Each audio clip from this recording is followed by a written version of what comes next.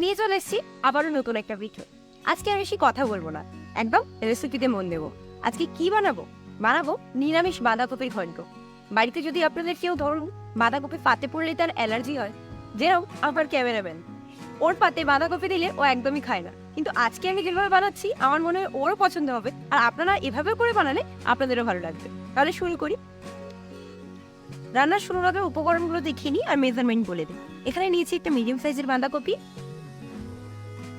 দুটো আলু ছাড়িয়ে জলের মধ্যে রেখেছি। এখানে আমি দুটো ছোট সাইজের টমেটো ঠিক এইরকম সাইজের করে কেটে রেখেছি। নিয়ে নিয়েছি অল্প একটু হিং, মানে এর থেকে নিয়ে নেবো আর কি, দেখিয়ে দেবো তখন কতটা লাগছে। আর নিয়েছি সর্ষের তেল, নিয়েছি কয়েকটা শুকনো মশলা, যেরকম এখানে রয়েছে লঙ্কা গুঁড়ো, রয়েছে জিরে গুঁড়ো, হলুদ গুঁড়ো, গোলমরিচ গুঁড়ো, কাশ্মীরি লঙ্কার গুঁড়ো, নিয়েছি ঘি, এখানে রয়েছে গোটা জিরে, নিয়েছি আদা বাটা, গোটা ধনে, এখানে রয়েছে কিছু গোটা মশলা, দারচিনি, তেজপাতা, শুকনো লঙ্কা, লবঙ্গ, এলাচ। নুন আর জলটা আলাদা করে দেখালাম না, যে কোনো রান্নার প্রধান উপকরণ কিন্তু এই দুটো জিনিস, তো ওগুলো যখন দেবো তখন লিখতে দেবো। শুরু করি এবার। তো প্রথমেই বাঁধাকপি 4টে টুকরো করে নেব, সেটা একটু সরিয়ে রাখি যাতে অন্যগুলো সহজে। এই পিসটা নিয়েছি, আর এই যে ঠিক এই যতটুকু শক্ত, মানে যেটুকু সেদ্ধ হয় না ওইটাই, ঠিক আছে, এটা বাদ দেব। আর বাঁধাকপির ঘন্টর জন্য বাঁধাকপি খুব একটা ছোট ছোট না, বেশ এরকম একটু পাতলা পাতলা আর লম্বা লম্বা করেই কাটা থাকে, মোটা মোটা করেও আবার কাটা হবে না কিন্তু।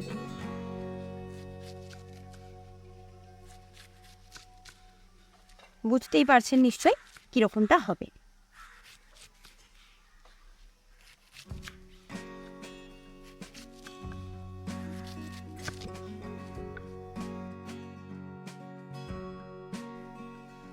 আমার ভিডিওতে হয়তো আপনারা অনেকটাই অ্যানোয়িং শব্দ শুনতে পাবেন, কোথাও পাখি ডাকছে, কোথাও গাড়ি যাচ্ছে, কারণ এখনো পর্যন্ত ঘরের ভিতরে ভিডিও বানানোর মতো পরিস্থিতি তৈরি করতে পারি, তো ওটা আপনারা একটু ম্যানেজ করেন।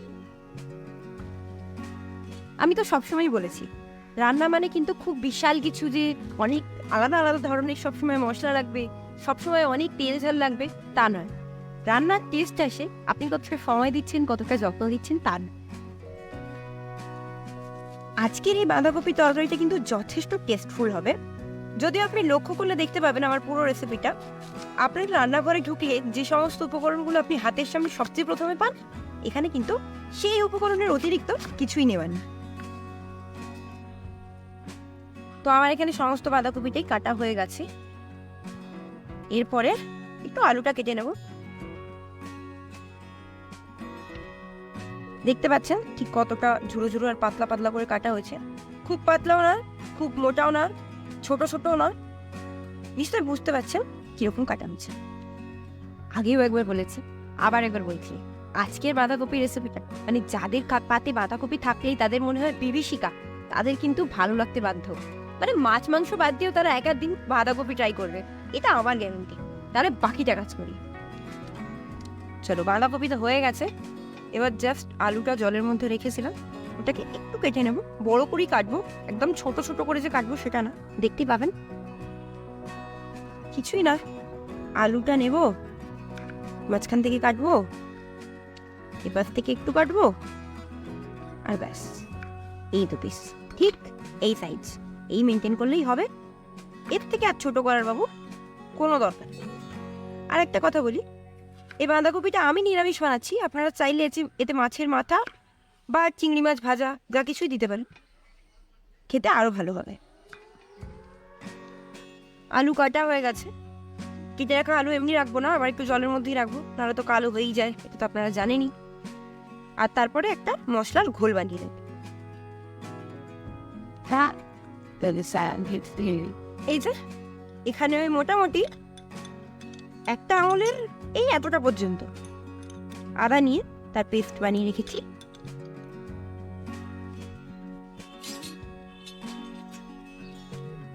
শুকনো মশলার মধ্যে দিয়ে দেবো জিরে গুঁড়ো, প্রায় 1.5 চা চামচ মতো জিরে গুঁড়ো রেখেছিলাম। দিয়ে দেবো ওই 1 চামচের হাফ চামচ মতো হলুদ গুঁড়ো, বাকিটা ওটা আপনারা একটু দেখে নেবেন। আর এখানে রয়েছে লঙ্কা গুঁড়ো, ওটা প্রায় 1 চামচ মতো রয়েছে, ওটাও সবটা দিয়ে দেবো। রয়েছে এখানে কাশ্মীরি লঙ্কার গুঁড়ো, ওটাও 1 চামচ রয়েছে, দিয়ে দেবো।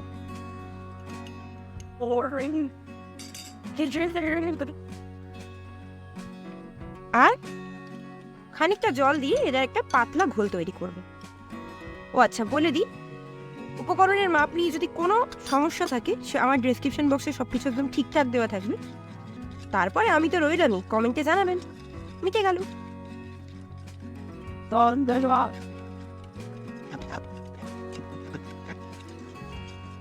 মশলারও একটা ঘোল কমপ্লিট, কাটাকাটি সবকিছু কমপ্লিট।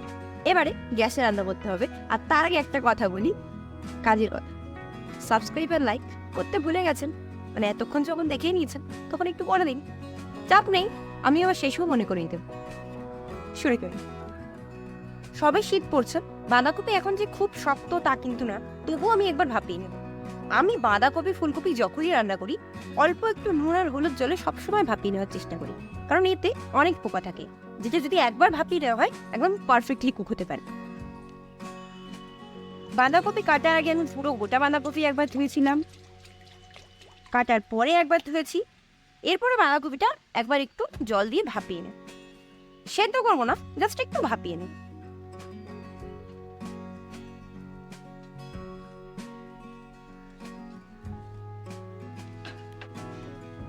তো দিয়ে দেবো ওই হাফ চামচ মতো হলুদ, ওর বেশি না, আর দেবো হাফ চামচ মতো নুন।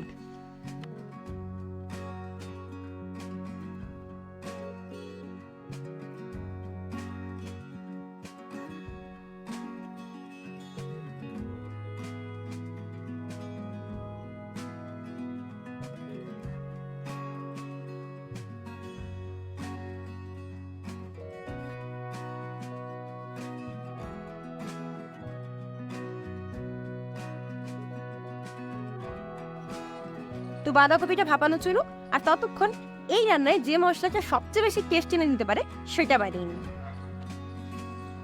তো এই মশলাটার জন্য প্রথমে দিয়ে দিয়েছি 1 চা চামচ মতো গোটা জিরে,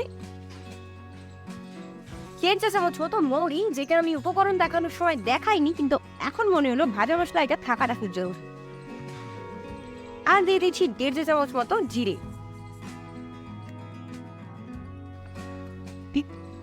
4টে মতো এলাচ, দেব 1টা শুকনো লঙ্কা, অল্প একটু দারচিনি। আর এবার এটা যতক্ষণ না ভাজা মশলার একটা মিষ্টি গন্ধ হচ্ছে ততক্ষণ পর্যন্ত নাড়ব। দেখবেন আবার নাড়তে নাড়তে যেন জ্বলে না।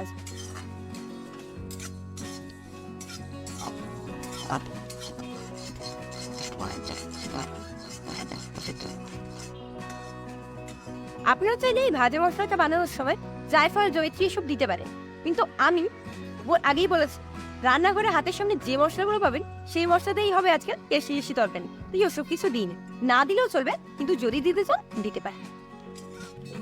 মশলা ভাজা হয়ে গেছে, আর এবার এটাকে একটু মানে ওই গ্রাইন্ড করে নেব। এবার চাইলেই গ্রাইন্ডার দিয়ে করতে পারেন, বাট আমি এইভাবেই করে নিচ্ছি।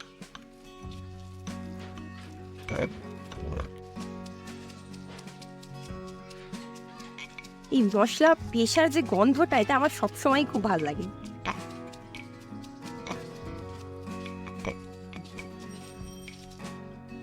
তো মশলা পিষতে আমার যতটুকু সময় লেগেছিল তার মধ্যেই বাঁধাকপিটা অল্প একটু ভাপিয়ে নিয়েছি। এবার এটা জলটা ঢালিয়ে ফেলে দেব।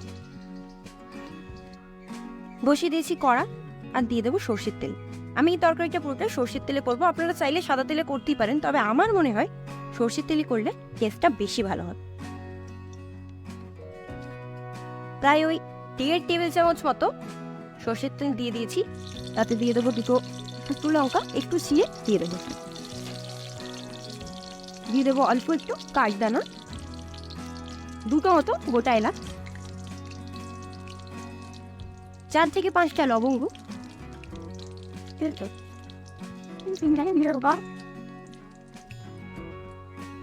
1 একটা তেজপাতা একটু ছিঁড়ে নিয়েছি, দিয়ে দেবেন।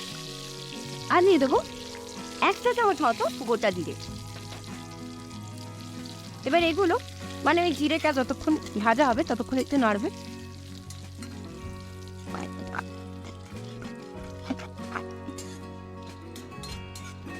জিরেটা মোটামুটি একটু ভাজা হয়ে এলে তাতে আলু দিয়ে দেয়।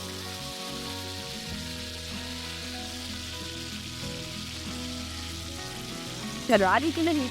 আলু অল্প একটু লাল লাল করে ভাজতে।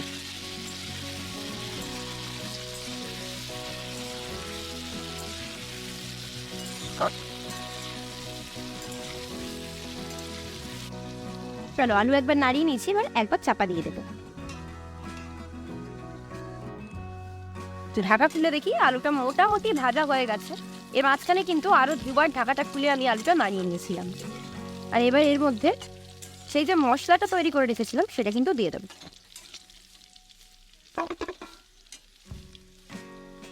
প্রথমে এই আলুর উপরে অল্প একটু হিং দিয়ে দেবো। এটা আপনারা সেই তেলে ভাজার সময়তেও দিতে পারেন, যখন মশলাগুলো গোটা মশলা ভাজা হচ্ছিল। আপাতত আমি এখনই দিয়ে নিয়েছি। আর এই মশলাটা যে তৈরি করে রেখেছিলাম সেটা দিয়ে দেব।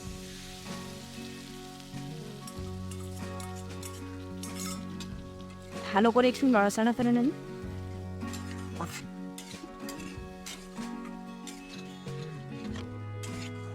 এতে দিয়ে দেবো এই সময় ছোট চামচের 1 চামচ মতো নুন। হলুদ তো সেই মশলার ঘোল যখন বানাচ্ছিলাম তখনই দেওয়া ছিল, আর দেওয়ার প্রয়োজন নেই। এর মধ্যে কিন্তু এখন কিছুই তুলবো না। এই আলুর সাথে মশলাটা বেশ ভালো শুকনো শুকনো হয়ে কষানো হয়, তারপরে অন্য কোনো কাজ। ভাবছেন অনেকক্ষণ রেসিপি দেখেছি, স্কিপ করে যাই। ওটা করলে চলবে না। এরপরে খাচ্ছি বাঁধাকপি নিয়ে কিছু গল্প। মাঝে একবার ফুলে একটু নাড়িয়ে নিতে হবে যাতে মশলাটা তলা থেকে ধরে না যায়। ঠিক শুকনো যতক্ষণ না হচ্ছে পুরো ব্যাপারটা, ততক্ষণ আর কিছুই করা যাবে না। কম মশলায় রান্না করতে গেলে যত্ন আর ধৈর্য, এই দুই হলো মূল রহস্য।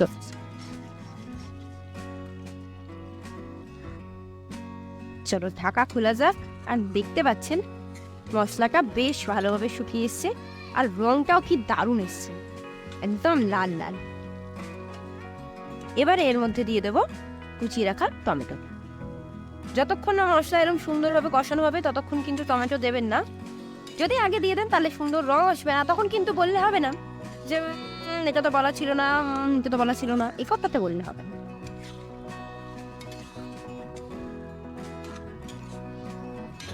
আলু ভালো করে সেদ্ধ হওয়া দরকার, এইটা আরেকটু এরকম থাক। তারপরে তুলে দেবো এতে ভাপিয়ে রাখা বাঁধাকপিটা।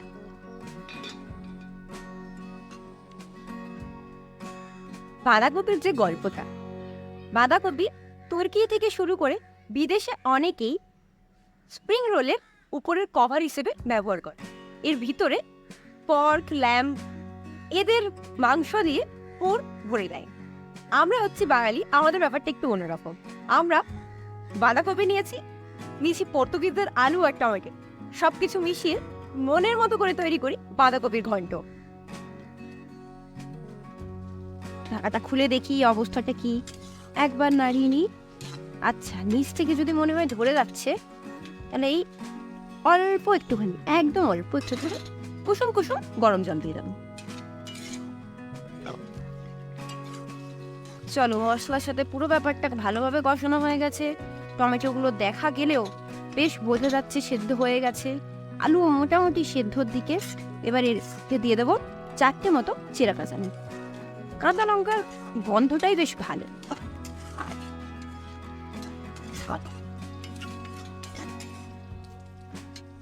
ভাপিয়ে জল ঝরিয়ে রাখা বাঁধাকপি দিলাম তুলে। এবার একসাথে সবটা ভালোভাবে মিশাতে হবে।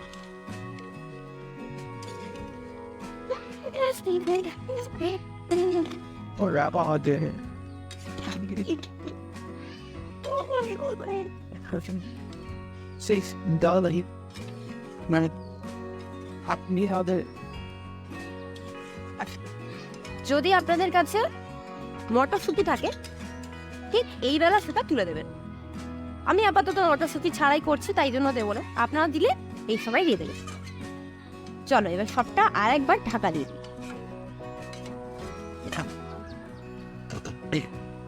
মাঝে একবার ঢাকা খুলে দেখে নেবো বাঁধাকপির কি অবস্থা। এই তরকারিটা আলাদা করে কিন্তু জল দেওয়ার দরকার নেই, কারণ দেখতেই পাচ্ছেন বাঁধাকপি থেকে নিজে নিজেই কতটা জল হয়ে গেছে।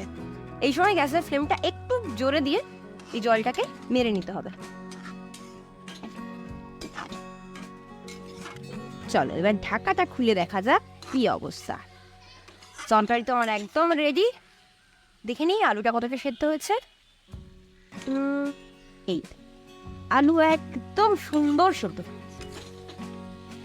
এবার এর মধ্যে মিশিয়ে দেবো অল্প একটু চিনি, অল্প বলতে ওই 1.5 চা চামচ মতো চিনি কিন্তু মিশিয়ে নেবো। একটু মিষ্টি মিষ্টি না হলে আবার বাঁধাকপির তরকারি ভালো লাগে না। চিনিটা ভালো করে মিশিয়ে নিই এর সাথে। রংটাও সুন্দর হয়েছে, সেটা তো টেস্টি হবেই অবশ্যই। দিয়ে দেবো ওই 1/2 চামচ মতো গোলমরিচ গুঁড়ো, এটা অপশনাল, না চাইলে না দেবেন। আর যতটা ভাজা মশলা বানিয়েছিলাম তার অর্ধেকটাই দেবো, পুরোটা কিন্তু দেবো না। আর এখানে দিচ্ছি 1.5 টেবিল চামচ মতো ঘি। ঘি চাইলে এর থেকে বেশিও দিতে পারেন, এতটা দিতেই হবে।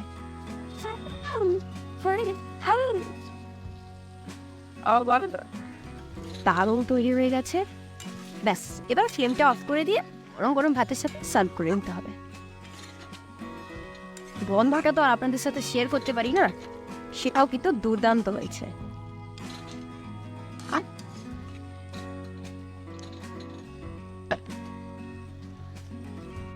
এই তরকারিটা যে কোনো নিরামিষ দিনে তো বটেই, এছাড়াও পুজোর সময় যে কোনো পুজোতে ভোগ হিসেবেও কিন্তু ইউজ করা যেতে পারে। এতে আমিষের কোনো রকম নামগন্ধ নেই। এবার সার্ভ করে নিই।